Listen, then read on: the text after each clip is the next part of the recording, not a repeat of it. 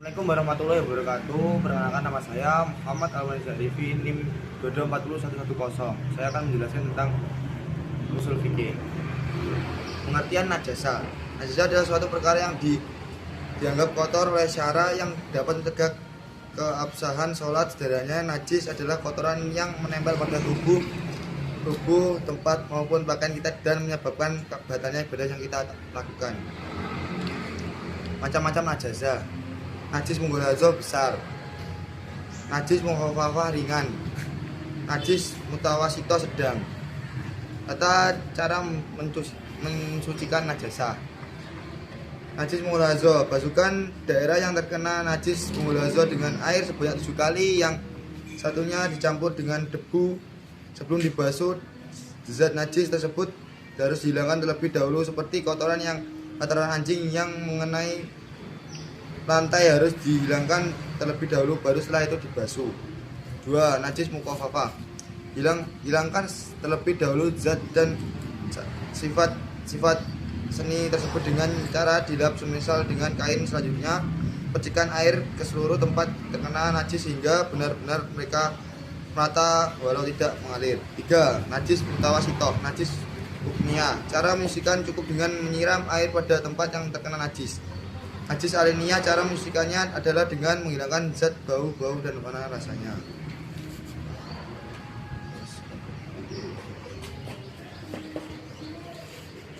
Wudu dan tayamum. Pengertian wudu.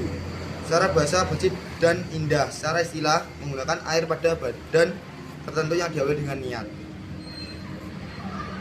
Syarat wudu: Islam, balik, berakal. Syarat sah wudu: menggunakan air suci dan mensucikannya, mengalirkan pada anggota wudu yang harus dibasuh, tidak terdapat sesuatu yang bisa berubah sifat air dengan kuat, tidak terdapat sesuatu yang menghalangi sampai air ke anggota wudu. Masuknya waktu sholat bagi orang yang mengalami istihadloh dan geser. Rukun-rukun wudu: niat, membasuh wajah, membasuh kedua tangan sampai siku-siku, mengusap sebagian kepala, membasuh kedua kaki beserta kedua mata kaki, dan tertib. Perkara yang dapat membatalkan wudu: keluarnya sesuatu dari kubur dan dubur, hilangnya akal, menyentuh farji dengan telapak tangan bagian dalam, bersentuhan kulit antara selain mahram. Keutamaan berwudu: menghapus kejelekan, meneladani sunnah Rasul, mengangkat derajat, didoakan malaikat, dicintai oleh Allah, menghapus dosa, mendapatkan kebaikan dunia akhirat. Tayamum. Pengertian tayamum: secara bahasa menyengaja, secara istilah mendatangkan debu yang suci, persucian pada wajah, kedua tangan sebagai mengganti wudu. Mandi akan membasuh anggota dengan syarat tertentu. Syarat-syarat tayamum: adanya unsur sebab bepergian atau sakit, masuk waktu sholat, mencari air setelah masuknya waktu sholat, sulit menggunakan air, menggunakan debu suci mensucikan. Rukun-rukun tayamum: niat, mengusap wajah, mengusap kedua tangan beserta siku, dan tertib. Sunah-sunah tayamum: membaca basmalah, mendahulukan tangan sebelah kanan dan begitu pula wajah bagian atas, menipiskan debu, muawalah, menyusul dengan segera. Perkara yang dapat membatalkan tayamum: setiap perkara yang membatalkan wudu, berhadas besar terhadap air sebelum waktu hendak melakukan sholat, mampu menggunakan air, murtad. Wajib dan sholat sunnah. Pengertian dan dasar hukum sholat wardu atau wajib.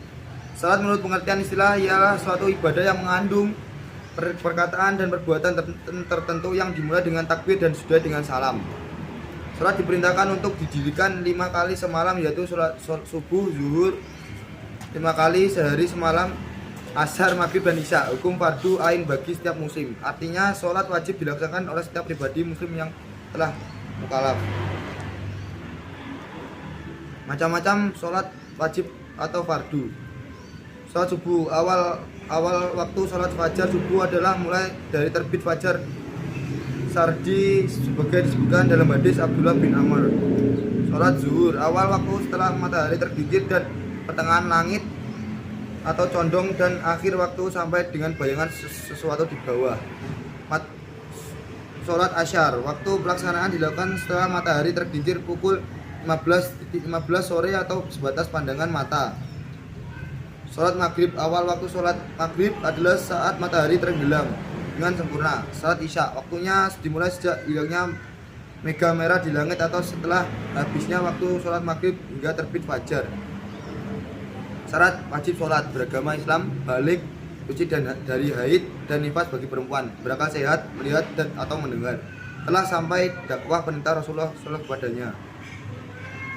Rukun sholat fardu, niat berdiri yang mampu untuk sholat fardu, takbiratul ihram, membaca al-fatihah, rukun dengan tumaniyah, iktidal dengan tumaninah, sujud 2 kali dengan tumaninah, duduk di antara 2 sujud dengan tumaninah, duduk tasyahud akhir dengan tumaninah, membaca tasdud akhir, membaca sholawat Nabi pada tasdud akhir, salam dan tertib.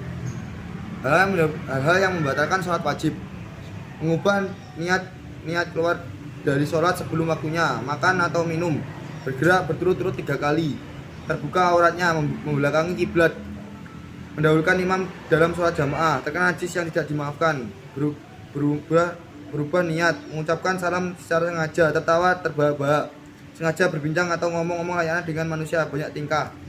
Hikmah sholat.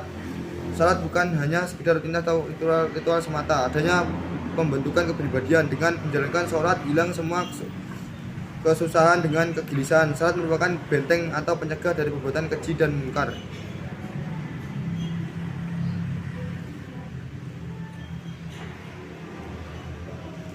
Sholat jamak dan khosor. Kemudian sholat khosor. Khosor adalah meringkas atau memperpendek sholat 4 rakaat menjadi 2 rakaat dengan syarat tertentu. Oleh karena itu khosor hanya tertentu pada sholat zuhur, asar, dan isya. Sebab diperlukan khosor. Safur khosor melakukan berpergian atau perjalanan jauh. Syarat-syarat khosor: berpergian tidak ada tujuan maksiat, jarak yang akan ditempuh sudah mencapai masaful khosor. Sholat yang dikhosor adalah sholat ada. Niat mengkhosor sholat bersama dengan takbiratul ihram. Tidak makmum pada orang yang sholat imam. Mengetahui tentang diperbolehkan mengasar sholat. Masih berstatus musafir ketika sholat. Berpergian dengan tujuan yang jelas. Teknik dan tata sholat khosor. Tata sholat sama dengan sholat-sholat yang lain. Yang membedakan hanyalah niatnya. Sholat jamaah. Sholat jamak. Sebab-sebab diperlukan sholat jamak.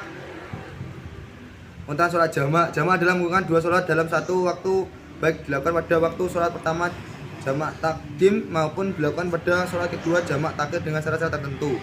Sebab dilakukan jamak: safar perjalanan jamak takdir dan takhir, hujan jamak takdim, sakit jamak takdim dan takhir. Syarat-syarat jamak: niat jamak takdim ketika melakukan sholat yang pertama, memulai dengan sholat yang ada di waktu pertama, masih berstatus musafir ketika melakukan sholat pertama sampai masuk sholat kedua. Kedua sholat harus dilakukan pada waktu sholat pertama.